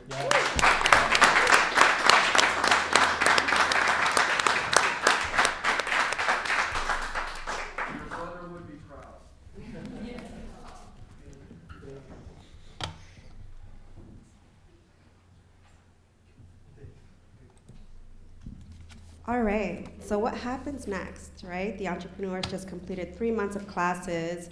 They're presenting what they've learned to you tonight. And then now they graduate. So October 19th, we are going to be showcasing their businesses. You're hearing all about it today, but October 19th, they're gonna have a table. They're gonna showcase their business and their service. Come by, see them. And we're also gonna be giving out some awards. Tessa and I always say it's not about the money. It's about the networks, the people that we bring in, the tools, the resources that these entrepreneurs are gaining. But we will be awarding up to 2 to 3 entrepreneurs that night. It's gonna be a great time. We're doing that at TD Bank on Main Street. Let us know if you like the invitation. We'll send you an invite. You just register on Eventbrite like many of you did for tonight's event. And we're excited. We're excited to see everyone. The pressure is gone. Now it's time to just show off and show up for yourselves. So October 19th, join us, have some fun. We're gonna have some great food. We're gonna have an amazing keynote. The owner of Nadim's in downtown Springfield. Who better else to have when we're actually having an event right there in downtown? So that's gonna be exciting, right? It is free to attend. Can anyone go? Anyone can come. Join us, have fun with us. We love this. And up next, it is Kay. Kay, where are you at?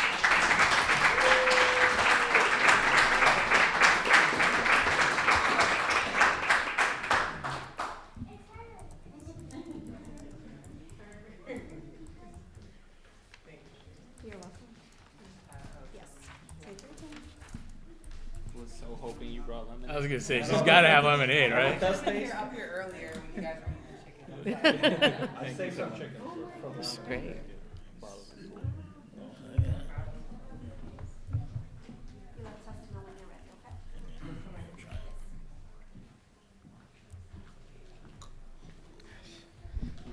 Clearly, I'm the tallest in this program.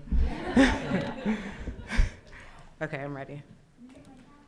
All right, so I am Kay of Journey's Lemonade. We are an artisan lemonade company. We are a premium company. Everything is handcrafted, and we are also a sustainable company. So who am I? I'm Kay. As you can see on the 2 pictures on the right, I work in the marketing and advertising field. I've been doing that for the last 8 years. And I also have an 18-month-old daughter, Journey. This is her right here on the right. So she is actually the reason why I started Journey's Lemonade.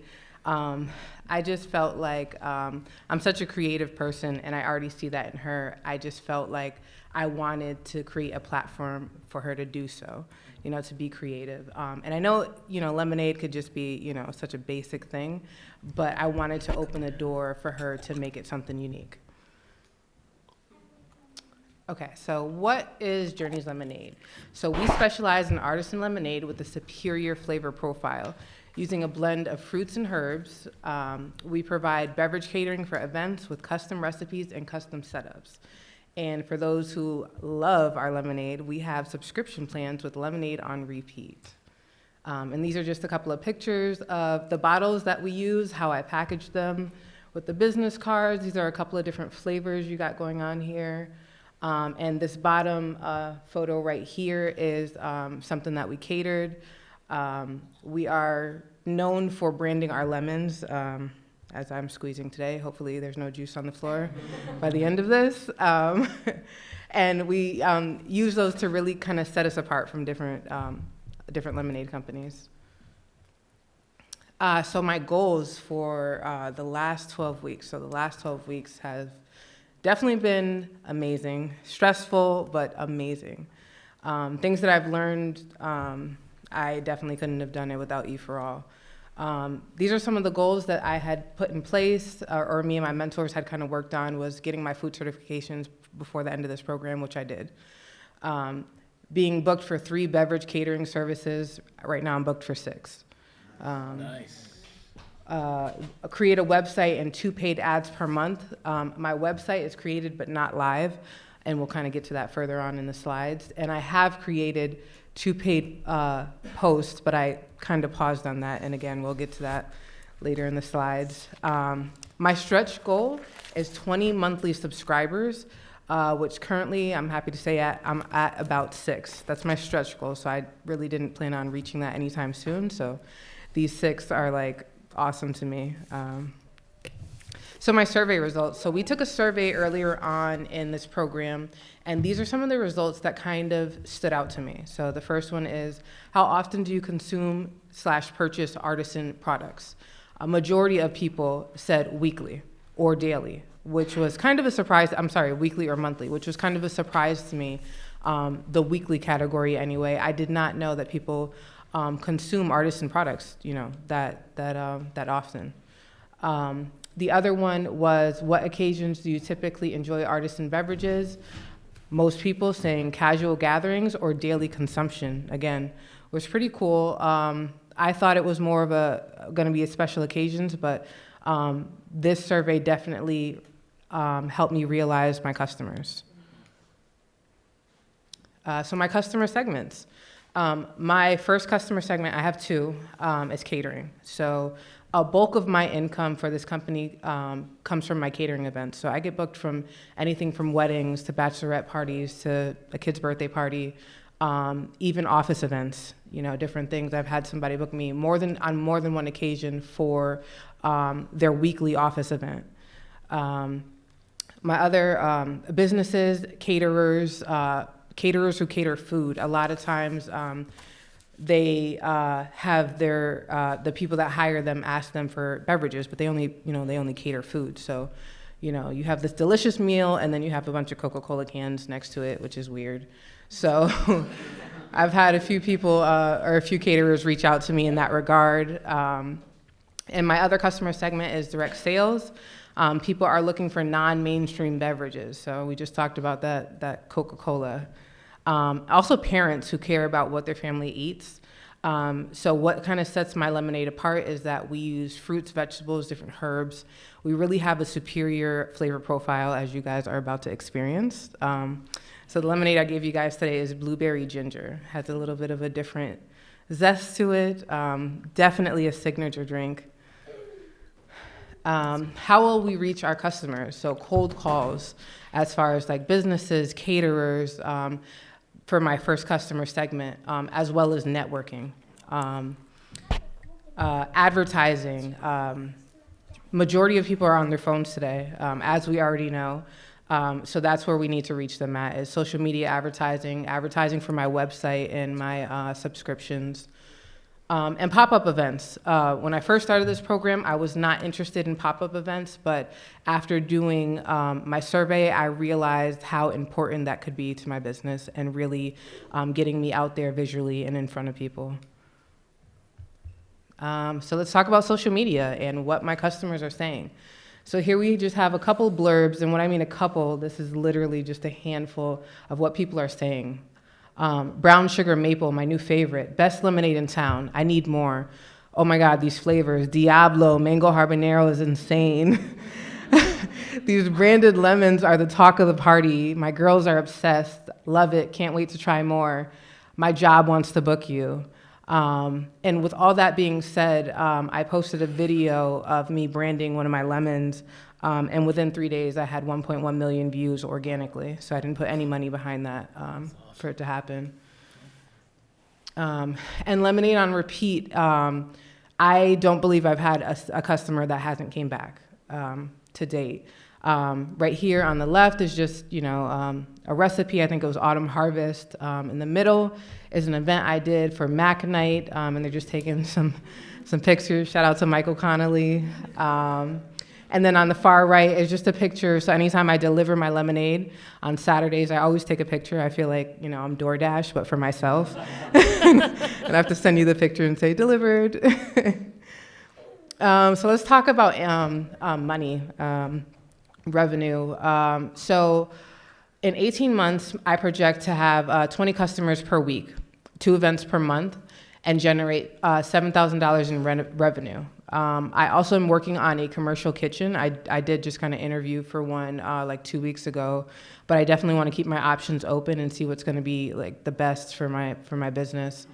As well as catering 6 events per quarter and hiring a dishwasher. So this is what I project in the next 18 months. As you can see, there is a pretty steep slope at several points, and that's because we all realistically know that lemonade is for the warmer months. Most people consume it in the warmer months.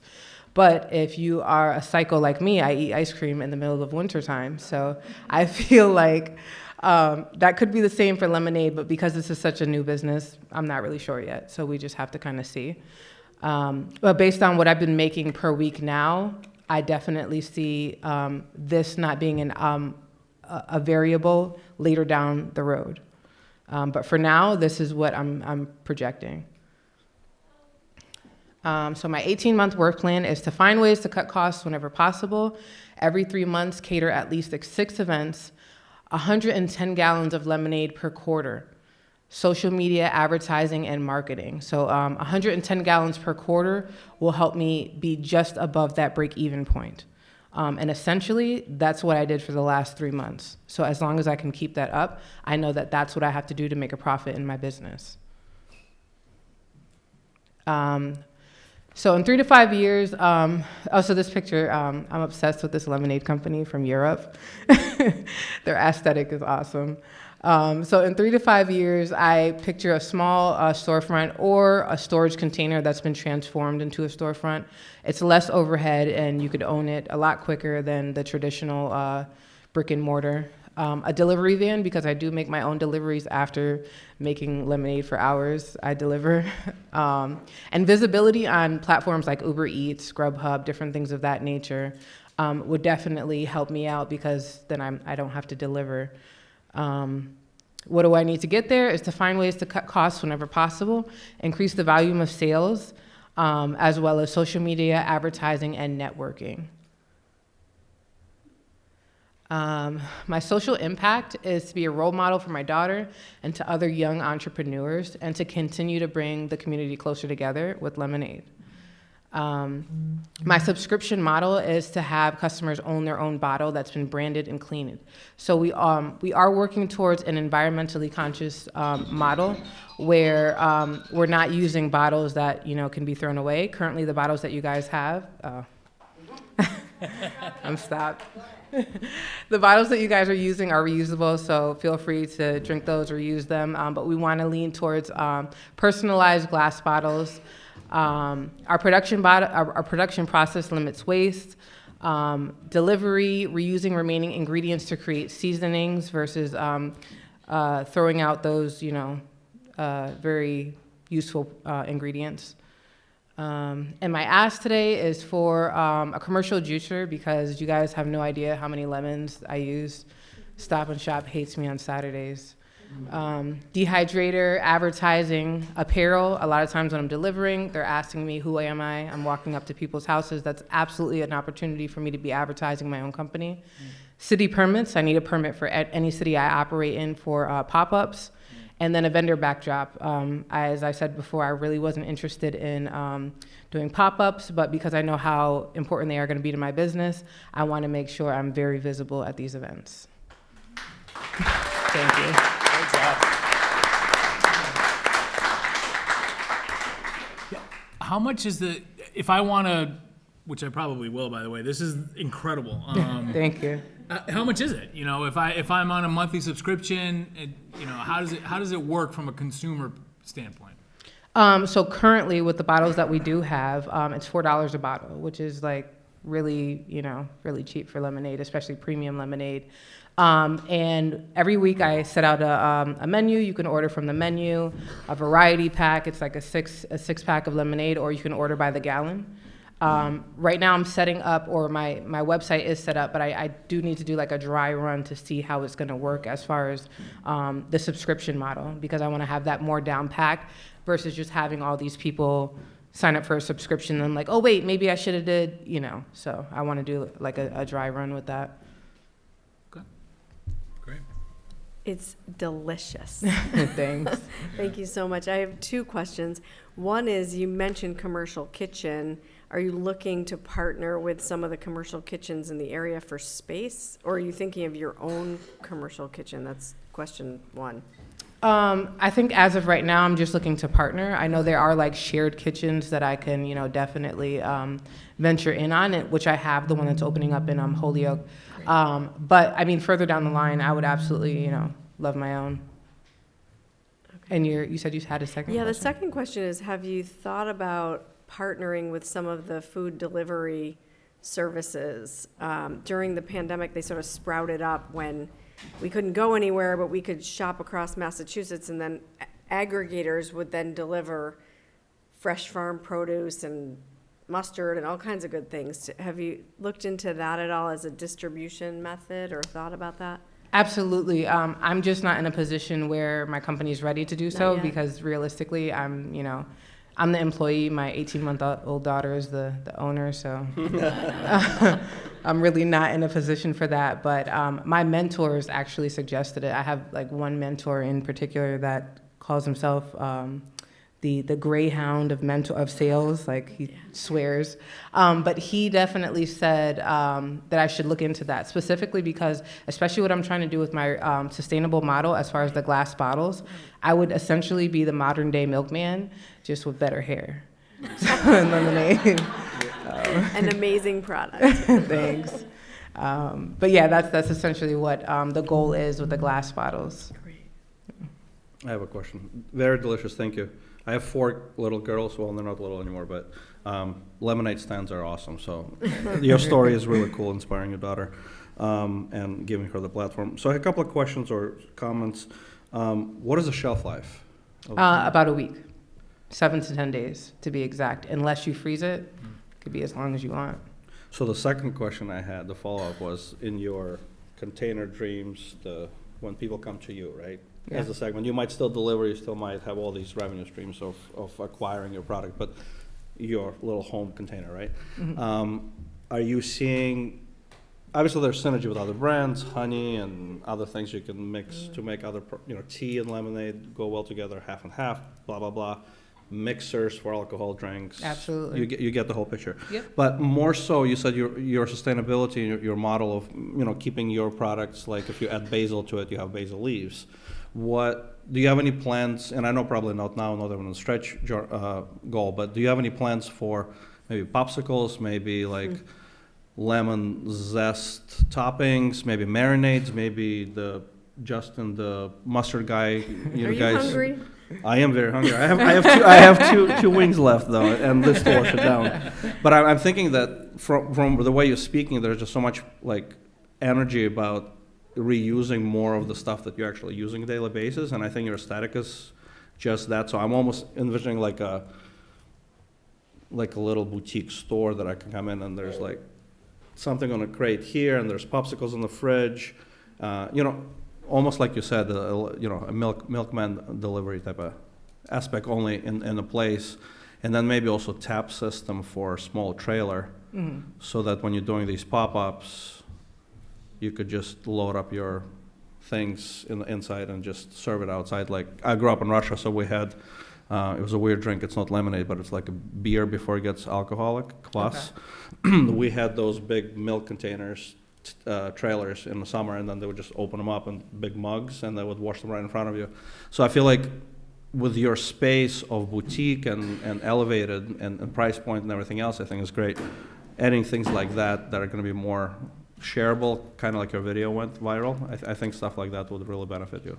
Yeah, absolutely. I kind of plan on more products, but over the last 12 weeks, I've learned that if I really focus on one product and push it, then I can move on to another product. That other product being seasoning for now, but for now I'm just focusing on lemonade. But that is essentially the long-term goal, is to have all of my products made from lemonade or my lemonade ingredients. Essentially, I would be doubling, tripling, almost quadrupling my sales because I'm just reusing parts of the ingredients that I was going to throw out anyway. So, for example, how do you make lemon pepper seasoning? With lemon peels and pepper. But I throw out my lemon peels if I wasn't, reusing them. So it's just, just definitely another way of creating more revenue down the line. What's your subscription goal of 20? What is your assessment for each one, like price point, monthly subscriptions? That would all depend on what you like. If you're still do you have interested in the packages 12 set up? ounce, huh? You have packages set up currently? I do, yes. Okay. Yep. So, based on whether you want gallons, 12 ounce bottles, whatever the case may be. So, it's just absolutely your preference. Thank you. Mm-hmm. So you're making, bottling, and delivering? Yeah. Wow, we better hope your daughter can start helping soon. Thanks. This is amazing, by the way. This is She's quality fantastic. control. She just posts it at the end, really. Smart. Hello. Hi. So, I also make lemonade. Awesome. We do a regular lemonade and a rose lemonade at our restaurant. Great lemonade. Thank you. So one thing we struggled with a lot was we made huge batches. Some it sold out in a day, sometimes it lasted a couple of days. As your customers increase, as your orders increase, how do you plan on storing all that? Because more orders are great, but if you don't have a fridge that can store all that, you want to do a commercial kitchen, I understand all that. Yeah. But do you have that whole process figured out? And also, don't buy your lemons from Stop and Shop. Please go to Restaurant Depot Oh, yeah. and get a case. Yeah, it's a lot cheaper Let's there, start too, there yeah. and reduce your costs. But after that, do you have that whole process ready to go, or are you still figuring all that stuff out? So for currently, because it's just me, the production process that I have now is I'll release my menu on Sundays, and then you have all week to place an order with me. Friday, I stop taking orders, and I calculate, what ingredients I need based on who ordered and how much. Between Friday night and Saturday morning is when all the lemonade is made, packaged, and then Saturday morning between, 10 and 12 is when I make my deliveries. Okay. Cool. So very that kind of fresh. prevents a lot of the waste. I'm right. not throwing anything away because to the T, I can exactly tell you how many ingredients I need for the exact amount that was ordered. Okay. So Gotcha. Yeah, that's something we learned the hard way, and we make it every day in the morning. We make a small batch, and that's what it is. yeah. Do you for shipping? So currently you're delivering them. When you go to an Uber Eats and all that, they handle food very differently. Mhm. Not with the care that you will be handling with. So do you have a system for that in place as well? So once I think they were were they packaged in plastic? They The were. 4-pack? It's Okay. they're bottled and then packaged in plastic Gotcha. or shrink wrap. Yeah. Which is a lot of times what you find in the big cases of beverages, how they're packaged. Okay. That would be another, if you're going full sustainability, shrink wrap has to go, and now you have to figure out how to do it in a paper wrap or something like that. So True. that's another. Yeah. But otherwise, great job. Thank you. No. Oh, last one. Alcohol license or anything in that sense.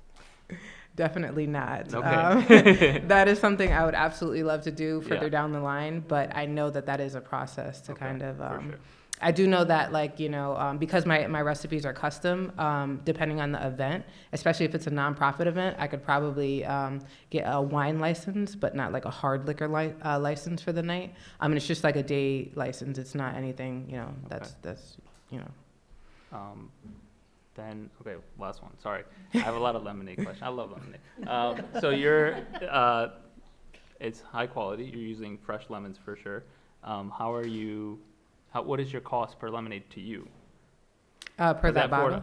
Yeah, per bottle with the bottle included. Do you know how much each one costs you? $1.58. $1.50, okay. Wow. And then do you see that as a sustainable thing for you to sell it at $4? Because now you're at 35, 40, whatever that number is per cost.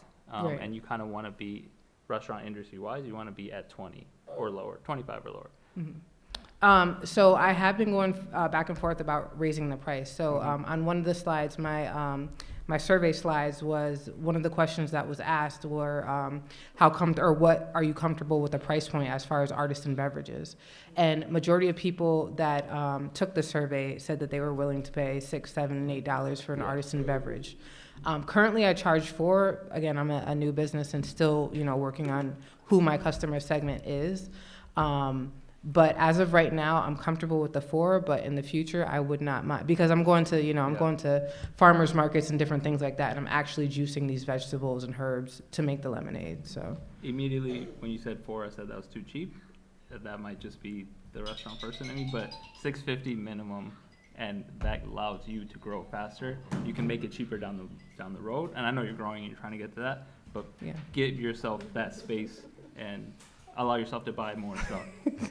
I figure you have to be over $5 right away. Yeah. Immediately. Yeah. It's just Okay. It's hard to charge people because like I would really want to give it to them for this, but you have to get to that point to give yourself the space. Okay. How many ounces is this? 10? 12. 12? Yeah, definitely. Yeah, so 12-ounce coffee from Starbucks, iced coffee, is more expensive than this. Okay. And it's trash compared to what you're putting out. So. Thank you for that. It's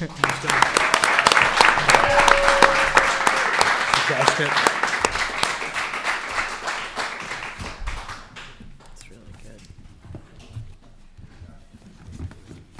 All right, let's get one more round of applause.